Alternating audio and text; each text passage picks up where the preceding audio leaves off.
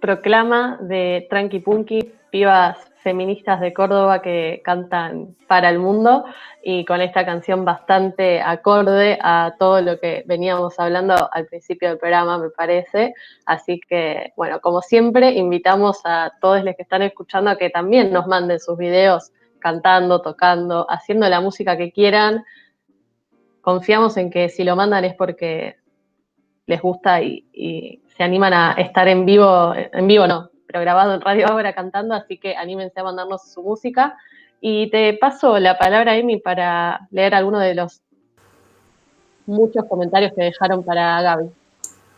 Totalmente, me quedo con lo que decían las tranqui panqui, ni macho, ni facho, ni represor. Se llenó de comentarios apoyando a Gaby, mandándole fuerzas, bancándola, por ejemplo, de la Comisión de Discapacidad de Entre Ríos, siempre la 15 bancándola, estamos escuchando desde Reconquista. Bueno, un montón de compañeros, y ahí estábamos recordando que nos manden su anécdota viajando y militando, como bien contaba recién la Gaby. No sé si quiere que ahora pasamos a la próxima entrevista o vamos con un audio. No sé, Caro, ¿qué opinás? Si producción nos lo permite, que creo que sí, vamos a escuchar uno de los audios que nos mandaron contando anécdota de viaje. Vamos con esa.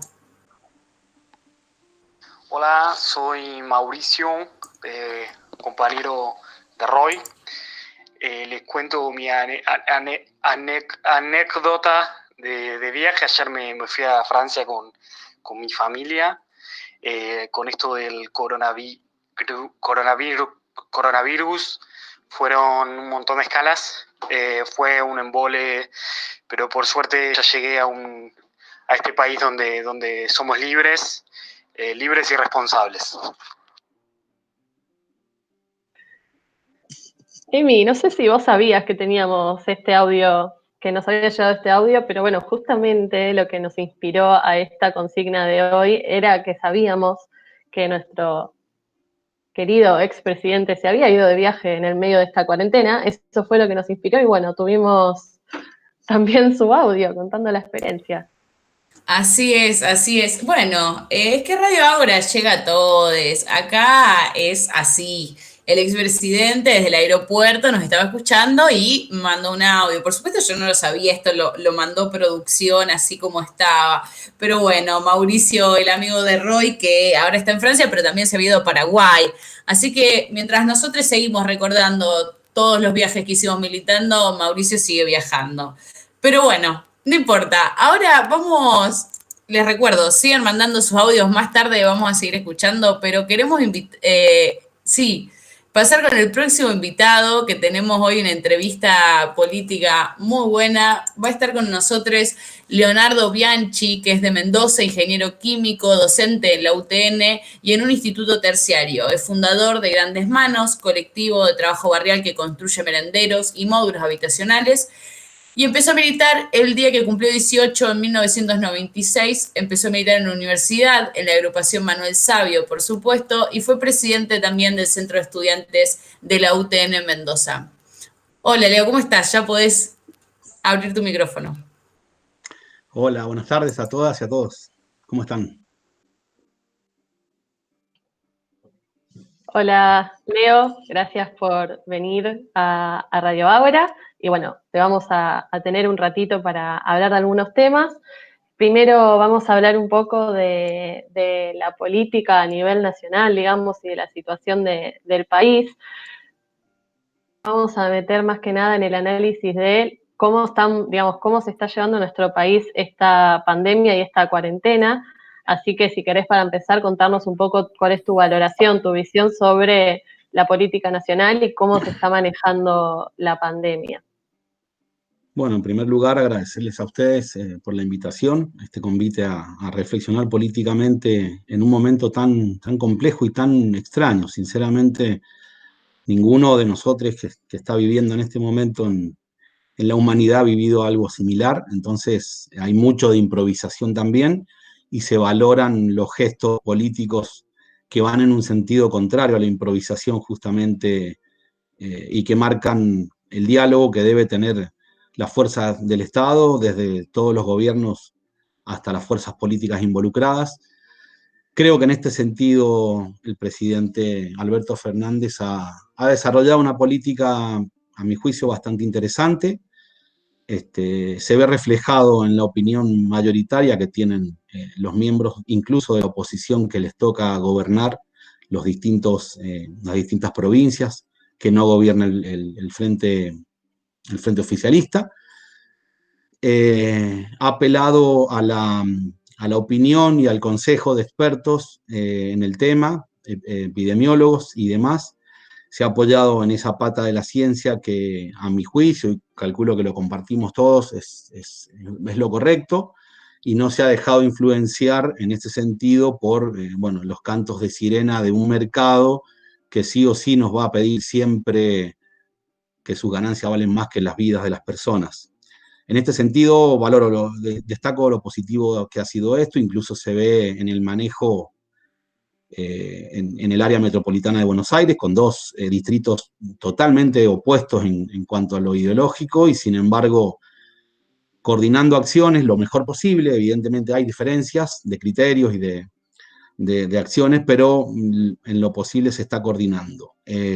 También podemos ver que, si bien la cuarentena que llevamos es muy larga, ya vamos por los 130 días y la verdad que ha sido uno de los países que ha tenido una cuarentena más cerrada y más larga, estamos escalando tristemente en esta posición de cuanto a cantidad de infectados. Estamos número 20 en cantidad de infectados en el mundo, números absolutos estamos hablando, ni siquiera somos un país que tenga una población realmente significativa para el territorio que tenemos, y sin embargo estamos número 20 en el mundo.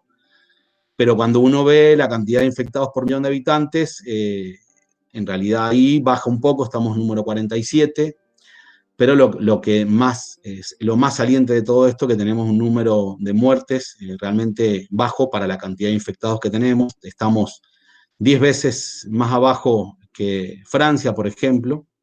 Tenemos el 10% de muertos de Francia, sin embargo estamos alcanzándolo en la cantidad de contagios. Esto también tiene que marcar parte del análisis político. No puede ser desdeñado y no puede ser tomado a la ligera. Uno puede compartir más o menos las políticas del gobierno nacional o provincial o quien sea, pero también estos datos duros también están marcando que hay una preocupación firme por la salud de las personas y sobre todo de los trabajadores, que son el sector que más sufre esto, porque si hay algo que ha venido a desnudar la pandemia es que la desigualdad se hace cada vez más desigual y que los sectores más pudientes tienen recursos y estrategias y recursos tanto materiales como de todo tipo para sostener una pandemia.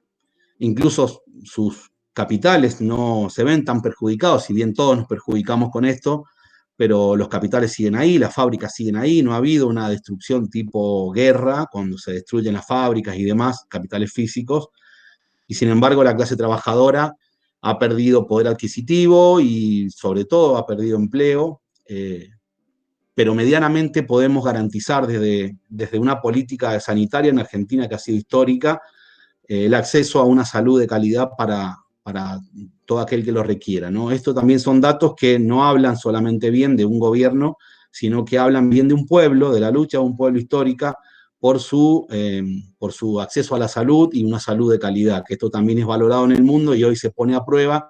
Realmente estamos, creo que, pasándola lo mejor que podemos a la pandemia, lo mejor en términos de decisiones, digo, no que la estemos pasando bien, sino que se está haciendo lo posible, lo humanamente posible para pasarla, bueno, con algunas idas y vueltas.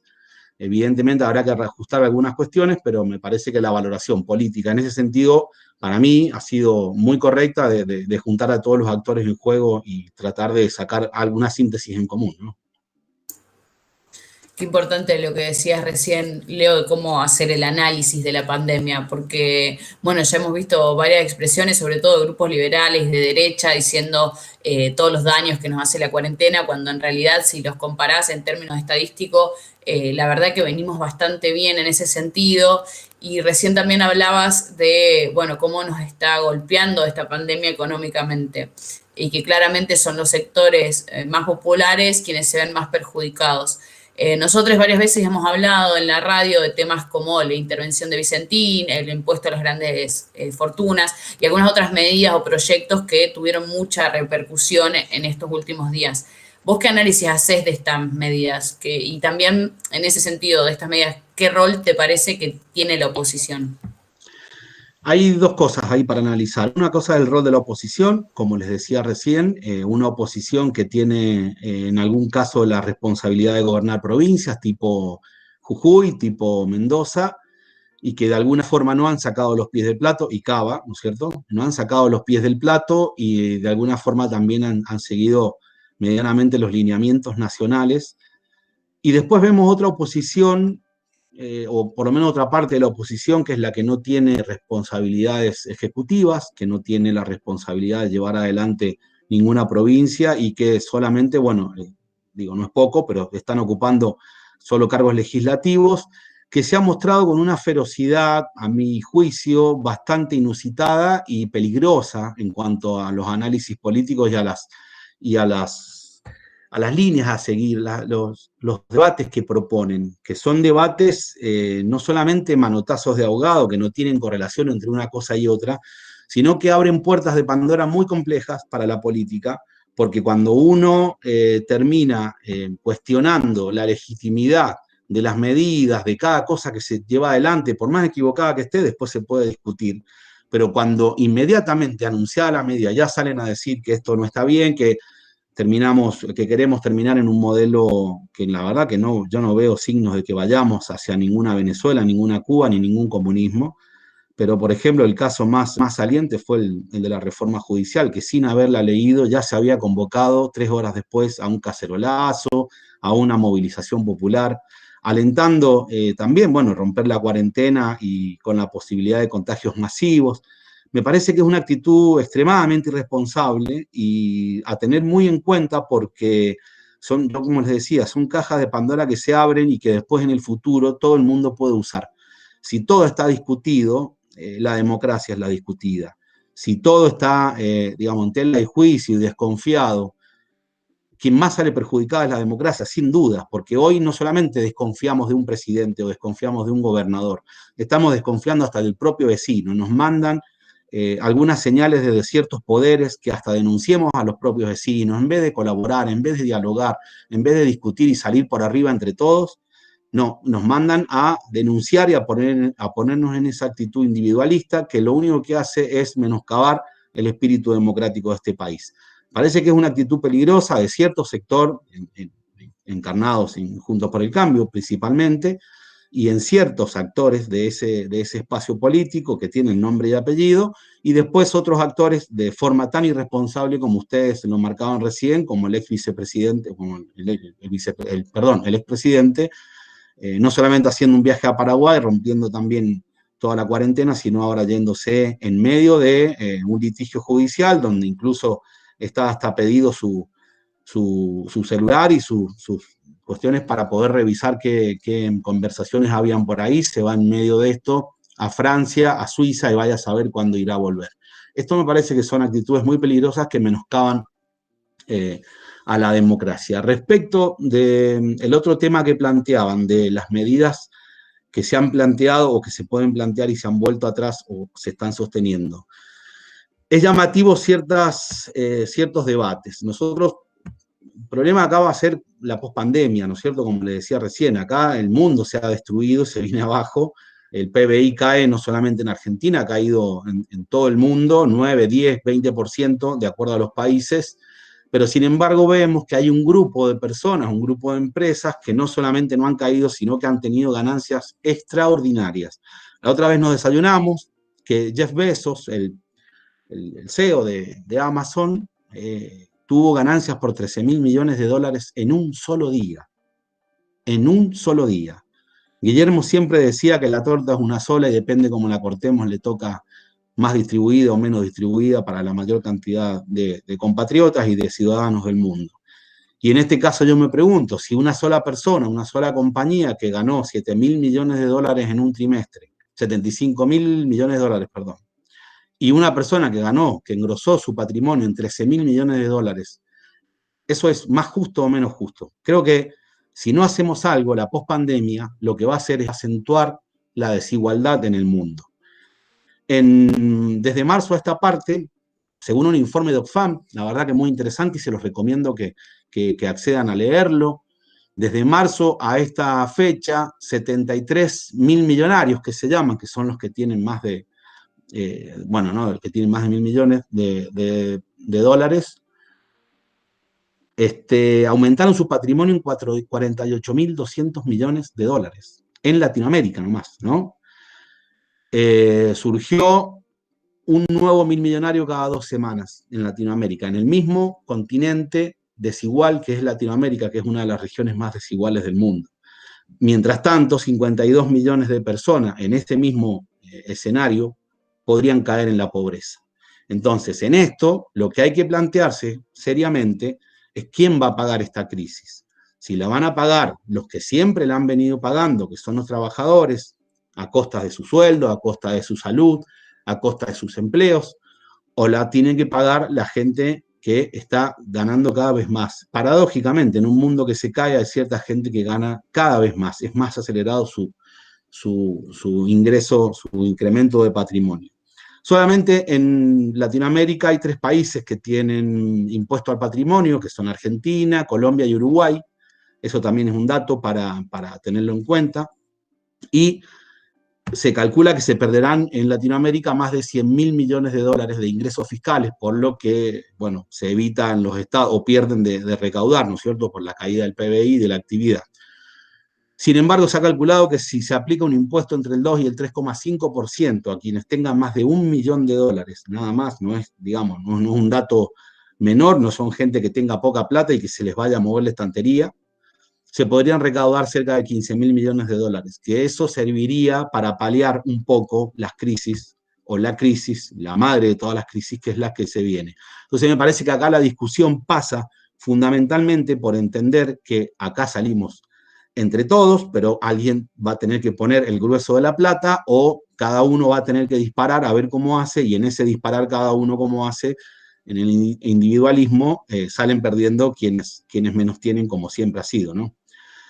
Justo si quieren, esto, Leo, que estás diciendo, te interrumpo un segundo porque ¿sí? básicamente fue un adelanto, aunque vos no lo sabías, pero de lo que vamos a hablar en el próximo programa. Así que aprovecho para contar esto. Todo el programa va a estar girando en torno a esto, a la distribución sumamente desigual de la riqueza, como vos contabas con los números en el mundo, pero también en Latinoamérica y en Argentina. Así que quería aprovechar para contar eso. Es súper interesante todo como este recorrido que vas haciendo de los números, y también lo importante de estos proyectos que por el momento están como parados, ¿no? Pero la posibilidad de tener un impuesto a las grandes fortunas, por ejemplo, y la importancia de que realmente se tenga en cuenta como una posibilidad para lo que es esta post-pandemia de la que tanto hablamos. Ahora que hicimos como este paneo, también queríamos aprovechar, obviamente, que te invitamos para también hacer un paneo y conocer un poco de la situación más local de Mendoza. Y en las últimas semanas y en los últimos meses, pero más que nada en las últimas semanas, se habló mucho sobre Portezuelo del Viento, que es un proyecto de una central hidroeléctrica.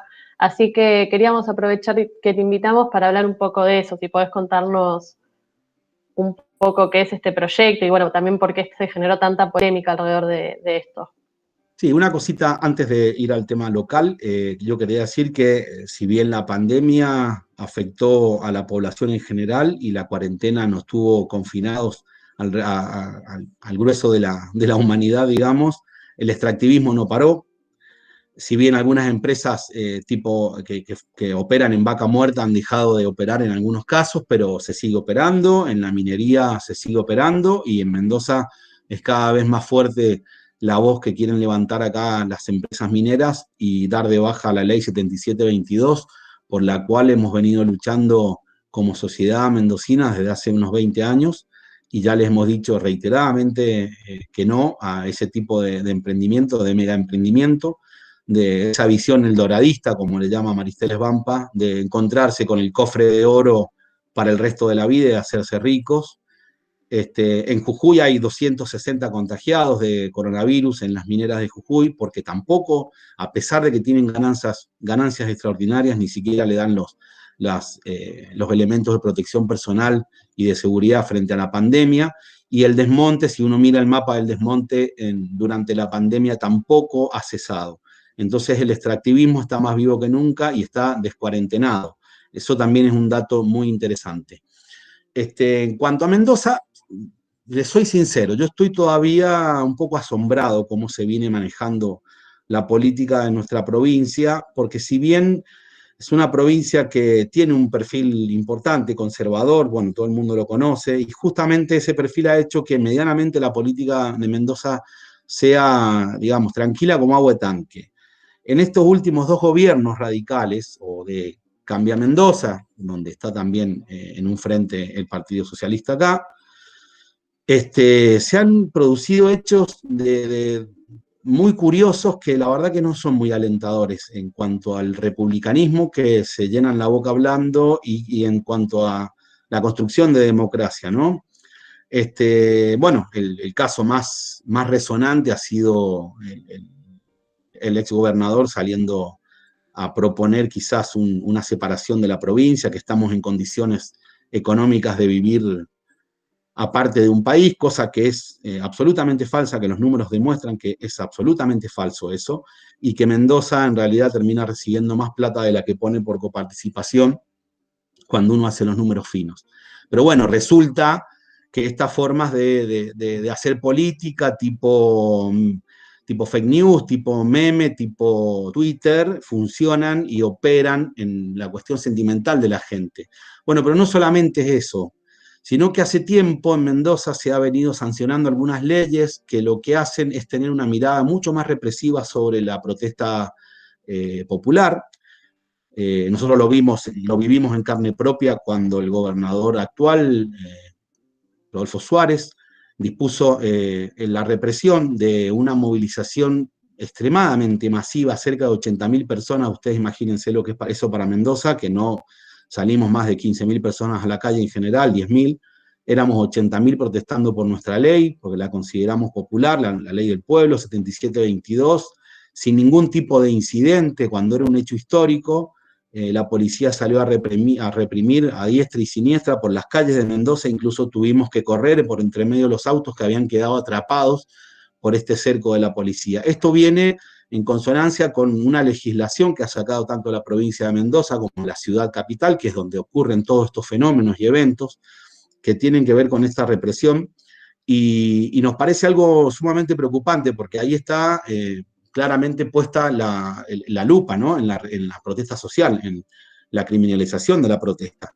Bueno, acá hace 2 o 3 semanas reclamaban empleados municipales de la ciudad de Mendoza, que están cobrando entre 10.000 y 12.000 pesos de sueldo, reclamaban un aumento, tomaron varias medidas, una de ellas fue una sentada en plena cuarentena, seguramente, pero bueno, están reclamando por sus derechos, una sentada con el aislamiento que debían, con las medidas de seguridad, con barbijos a 2 o 3 metros de distancia cada uno. Bueno, llegó la policía, detuvieron a 45 personas, le pegaron periodistas, cosas que no pasaban nunca en Mendoza. Eso por un lado, que es una situación bastante extraña y que ha enturbiado un poco el ambiente. Y después, para rematar esta cuestión, lo que está sucediendo también con el Poder Judicial en Mendoza, cosas que no pasaban, ya les digo, hace mucho tiempo, si bien hemos tenido tristes ejemplos que desde el poder político de la provincia se ha intervenido prácticamente en la justicia, no en la justicia, sino en la justicia, poniendo a ministros de gobierno, que son los ministros más políticos que tienen los gobernadores, como miembros de la Corte Suprema de Justicia. En este caso dieron un paso más, que lo había dado el Partido Justicialista en otro momento, con Mario Adaro, que hoy es miembro de la Corte Suprema. Con Dalmiro Garay dieron un paso más. Dalmiro Garay fue 3 años ministro de gobierno del gobernador Cornejo, 2 años y medio, después fue nombrado ministro de la Corte Suprema de Justicia, y hoy mismo, a 4 años de ni siquiera ser ministro de Gobierno, ya es presidente de la Corte Suprema de Justicia de Mendoza. En ese interín, en el medio, 2 jueces más ingresaron en la Suprema Corte de Justicia, José Valerio, que tuvo récord de impugnaciones de organizaciones de mujeres y organizaciones de la sociedad civil que pelean por los derechos ciudadanos, en cuanto a que era un juez que no tenía perspectiva de género, y sino todo lo contrario, con algunos fallos homofóbicos que han sido tristemente conocidos en Mendoza, y el último caso, también muy express, cuando todavía ni siquiera el presidente de la Corte saliente, que se había jubilado, no se había ido todavía, ya habían nombrado a la nueva ministra de la Corte, Teresa Dey, que, bueno, también todavía está el trámite de impugnación porque hay muchas organizaciones de la sociedad civil que la cuestionan por no tener ni siquiera el requisito de los 10 años de ejercicio de la abogacía.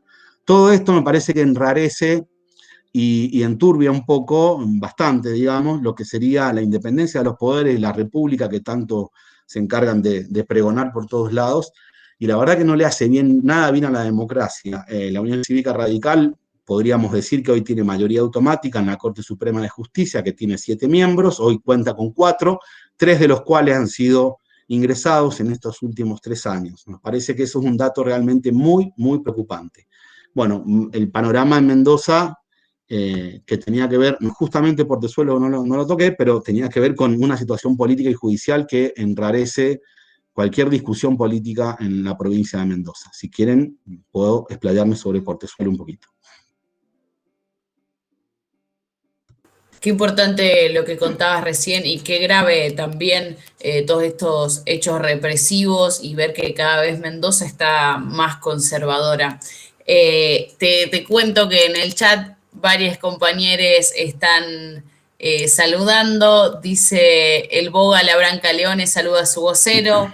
Gastón Aguirre Moro dice un abrazo para el compañero Leo, grandes recuerdos de su militancia. Recuerda una anécdota de un discurso encendido de Leo en una asamblea universitaria en Mardel. Saludo a Leo, compañero de Mendoza, dice Maruja, y Sole de Brito dice qué grande nuestro compañero. Así que, nada, te quería decir, preguntan en el chat si la reforma de la justicia puede favorecer a esta situación y cuál es el lugar que ocupa el oficialismo socialista en Mendoza. No sé si querés responder eso, pero a mí me gustaría que puedas profundizar un poquito más sobre Portezuelo. Si querés, podemos hacerlo en 2 bloques. Dale, como quieran. Bueno, Portezuelo es, como dijiste vos, una obra que tiene que ver con la producción de energía eléctrica, una hidroeléctrica, que se ubica en el sur de la provincia de Mendoza y que el río donde se ubica es parte de una cuenca interprovincial, que no nos pertenece solamente a la provincia de Mendoza. Y si hay algo que yo aprendí en el Partido Socialista Popular, al principio cuando empecé a militar y después en el Partido Socialista cuando se unificó, es que las miradas tienen que ser siempre abarcativas y que todo el mundo, digamos, tenemos que salir todos juntos de esta. Al ser una cuenca interprovincial, evidentemente están afectados los intereses del resto de las provincias que intervienen en esta cuenca, que son, bueno, La Pampa, Río Negro, Buenos Aires y un poco de Neuquén acá, que tenemos en el límite bueno, el río Justo Grande no está con el límite con Neuquén, pero tenemos esa cuenca que está compartida, el río, con todas esas provincias.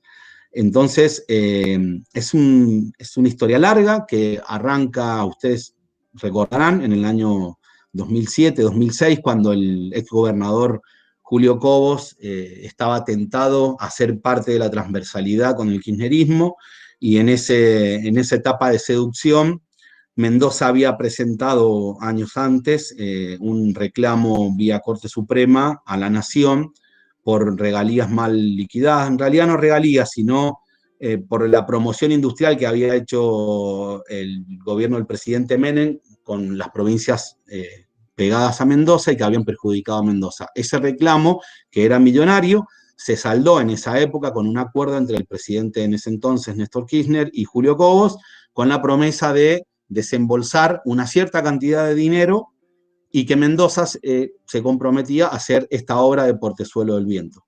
A partir de ahí empiezan los estudios de factibilidad, los anteproyectos y demás, y los estudios de impacto ambiental. Bueno, eso es lo que está cuestionado básicamente por una provincia en principio que es La Pampa y ahora en este último tiempo se han sumado también al cuestionamiento el resto de las provincias, y desde el ambientalismo también se viene cuestionando el tema de los estudios de impacto ambiental, que no han sido lo abarcativos que deberían ser.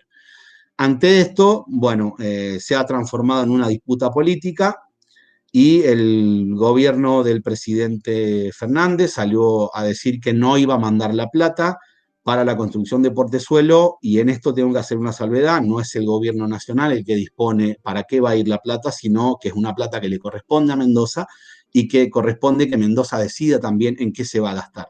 En este último tiempo, frente al revuelo que se armó, el gobernador salió también a tratar de ver si frente a la posibilidad de no hacerse Portezuelo, se pueda redistribuir esa plata en otras obras que quizá puedan ser menores, pero que generen también un impacto importante en lo que sería la producción de energía eléctrica en Mendoza. Cabe aclarar que Portezuelo estaba estipulado que produjera energía eléctrica como para 130.000 hogares, que para una provincia como Mendoza realmente es muy significativo.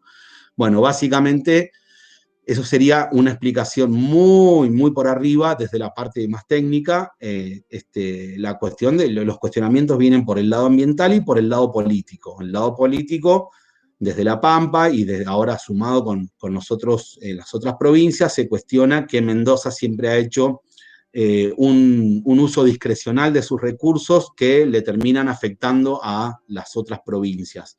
Eso tampoco Mendoza lo ha garantizado, y es cierto, ha habido problemas serios con el tema del río Atuel, porque bueno, los caudales históricos de los ríos han bajado, y la cota que se le tiene que garantizar a La Pampa no se ha podido garantizar, porque ni siquiera se pueden garantizar para los regantes propios de Mendoza. Es todo un tema a solucionar, es un conflicto que realmente no tiene una línea divisoria donde uno pueda decir me pongo de este lado, me pongo del otro.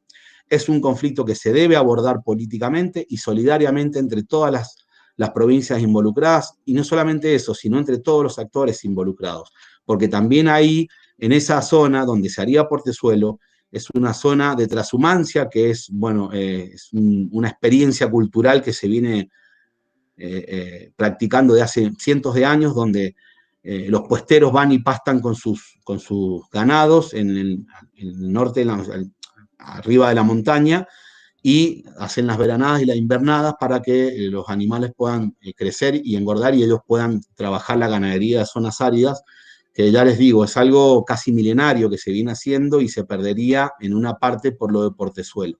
Entonces hay un montón de gente involucrada, son tierras que ancestralmente han estado habitadas por pueblos originarios, que también deberían estar en la mesa de discusión y sentarse entre todo el mundo políticamente a ver cómo resolvemos. Porque es verdad que energía hace falta, pero es verdad también que la energía se puede producir de muchas formas, y es verdad que el grueso de la plata, esto que son 1.023 millones de pesos, es una tonelada de plata que se puede incluso incursionar en las energías alternativas para ver si esa cantidad de energía la podemos producir de otra forma que no sea de la hidroeléctrica, que es, a la mirada ambiental, son obras del siglo XX, y mucha gente plantea que entrando en el siglo XXI tenemos que ser capaces de tener una disrupción tecnológica en ese sentido y producir la energía de otra forma que no sea con esas mega obras que tienen un impacto ambiental realmente importante, ¿no?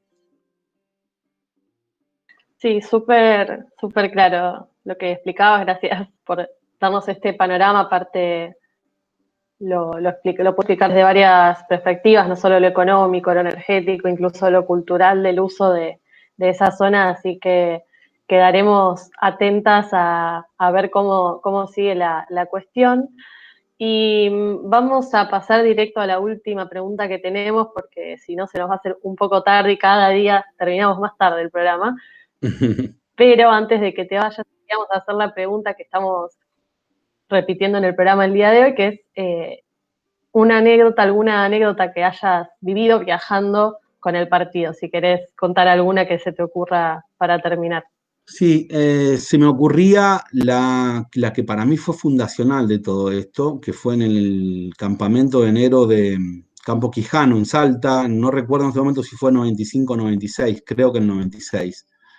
Yo asistí, todavía no militaba en el partido, estaba afiliado, pero no militaba, y asistí con una pareja que tenía en ese momento, también salteña ella, también no, digo ella, yo no, pero no militaba ella. Y fuimos como parte bueno, de ver qué pasaba. Nosotros cuando llegamos, Campo Quijano tuvo una particularidad, eran 7 días antes del campamento y llovió 6. Los primeros 6 días llovió, o sea, sinceramente conocimos muy poco de Salta porque no nos dejó la lluvia. Y allá llueve importante, en Mendoza llueve bastante menos.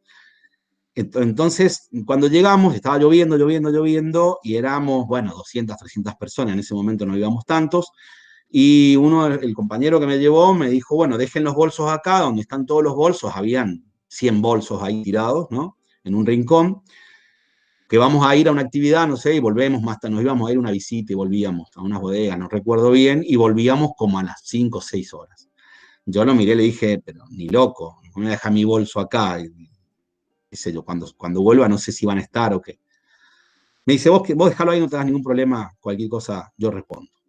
Y nos fuimos. Cuando volví, había muchísimo menos bolsos, unos 20, 10, 15 bolsos, y entre ellos estaban el bolso mío y el bolso de mi compañera. Y, y nada, lo miré a mi compañero, que me dijo, dejá el bolso ahí, lo miré como súper asombrado, y él me miró como nada, como cualquier cosa, como diciendo esto es común, y yo agarré mi bolso y dije, si esta gente es capaz de esto, de tener una mirada colectiva, de que ni siquiera en lo material está el tema de la mezquindad, del individualismo, y al contrario, durante todo ese campamento fue distribuirnos actividades, me llamaban para hacer cosas y yo iba chocho, porque me llamaban para trabajar y yo iba, porque decía, bueno, así lo sacamos entre todos adelante. Yo dije, si somos capaces, 300 personas, de hacer algo así, realmente acá hay madera para cambiar el mundo. Bueno, ahí fue que me enamoré básicamente y le puse nombre de socialismo a lo que yo venía pensando y a la forma de relacionarme con el mundo y con el resto de las personas. Así que bueno, desde ahí quedé extremadamente enamorado del PSP, y obviamente después de conocer al resto de los compañeros, como los de la Brancaleone que me están saludando, Curly, Boga, Navale y todos los compañeros de ahí. Nada, la verdad que me parece que fue la anécdota más linda, porque fue la que me dijo a mí, bueno, es por acá, es este el lugar, ¿no? Y desde ahí, bueno, no paré más hasta, lamentablemente, hace un par de añitos. Qué linda anécdota. Veníamos con anécdotas medio bajón de viajes, medio fallidos, y la verdad que tu anécdota estuvo súper linda, Leo. La verdad que fue fantástico escucharte hoy, si bien lo decía Carito hace un rato, un montón de información. Yo creo que estuviste súper claro. Esto que decía la Caro, que lo íbamos a tratar en el programa que viene sobre desigualdades. Y bueno, lo pudiste relatar de una manera para mí muy sencilla y muy clara. Así que un gusto haberte tenido acá en la radio. Esperamos que en algún otro programa te puedas volver a sumar. Y con esto te despedimos, al menos que quieras sumar algo más. Bueno, chicas, yo muy agradecido a ustedes y encantado. Cuando ustedes lo dispongan y necesiten, me llaman, yo dispuesto a lo que sea. Muchas gracias, Leo. Le recordamos a la audiencia que quien se está yendo es Leonardo Bianchi de Mendoza, ingeniero químico, docente en UTN y en un instituto terciario, fundador de Grandes Manos, colectivo de trabajo barrial que construye merenderos y módulos habitacionales. Empezó a militar el día que cumplió 18 y en 1996 empezó a militar en la universidad, en la agrupación Manuel Sabio, y fue presidente del Centro de Estudiantes de la UTN Mendoza. Así que con esto seguimos. Caro, ¿nos querés contar qué sigue ahora? Sí, antes de tener al último invitado, vamos a escuchar un audio más de anécdota de viaje que nos estuvieron mandando, así que vamos con eso y después seguimos. Hola compas de Radio Ágora, ¿cómo están? Soy Mariana de Santiago del Estero. Bueno, quería sumarme a esto de contar las anécdotas de los viajes con el Partido Socialista y nada, me sumo a esto de los